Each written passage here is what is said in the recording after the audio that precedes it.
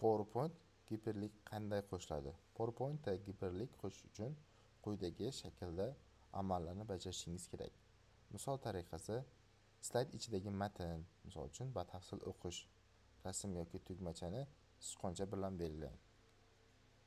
Belgilaganingizdan keyin Insert, ya'ni qo'shish menyusiga o'ting.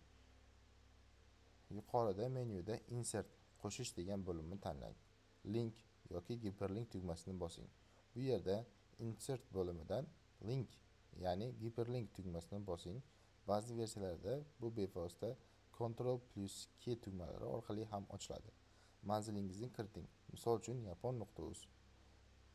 Xuddi shu tarzda o'zingizda platformangizni yoki internet veb-saytingizda linkini kirishingiz mumkin.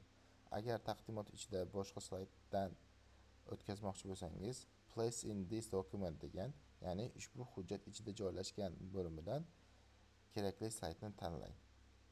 Va eng oxirgisi OK tugmasini bosing. Shu bilan giperlink qo'shiladi.